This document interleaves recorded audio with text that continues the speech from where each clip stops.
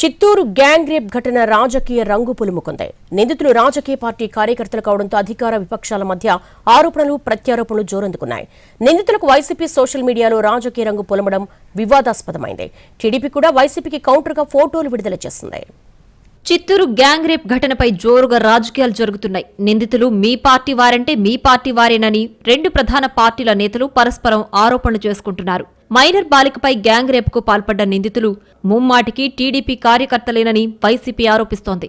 నిందితులకు చిత్తూరు ఎమ్మెల్యే గురజాల జగన్మోహన్ నాయుడు స్వయానా వీళ్లకు కండువాలు కప్పి పార్టీలోకి ఆహ్వానించారని అందుకు సంబంధించిన ఫోటోలను విడుదల చేసింది.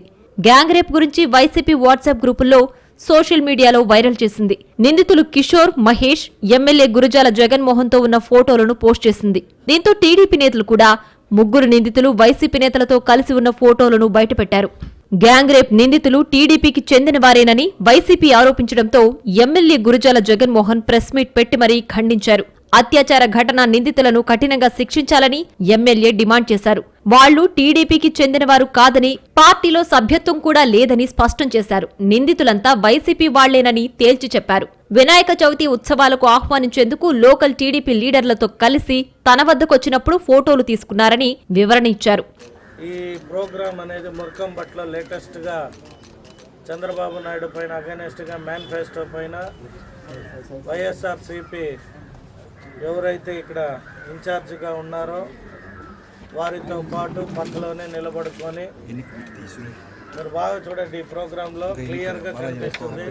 నిలబడుకో ఉంటాడు ఈ వ్యక్తి తెలుగుదేశం పార్టీకి సంబంధం అని చెప్పి ప్రజల్ని మిస్కమ్యూనికేట్ చేస్తూ వారి దగ్గర ఉన్న కొన్ని సోషల్ మీడియాలో కావచ్చు, లేదంటే వాట్సాప్ గ్రూపుల్లో కావచ్చు.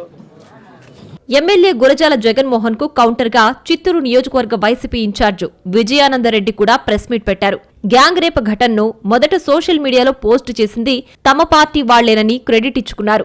ఆ తర్వాతే పోలీసులు రంగంలోకి దిగారని చెప్పారు.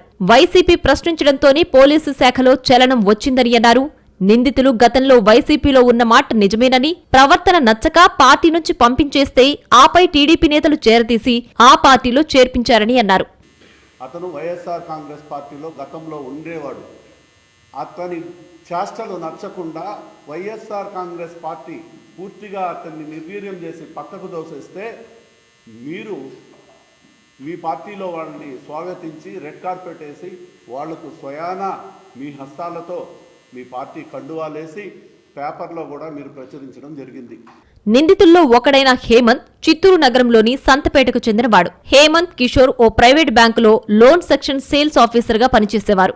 హేమంత్ మానేయగా కిషోర్ కొనసాగుతున్నాడు. మహేష్ కూలి పనులు చేసుకుంటూ జీవనం సాగిస్తున్నాడు. ఈ కేసుకు రాజకీయ రంగులు పులమద్దంటున్నారు పోలీసులు. సోషల్ మీడియాలో తప్పుడు ప్రచారం వద్దని విజ్ఞప్తి చేస్తున్నారు. నిందితులకు కఠిన శిక్షలు పడేలా చేస్తామని, ప్రస్తుతానికి దర్యాప్తు జరుగుతోందని పోలీసులు చెబుతున్నారు.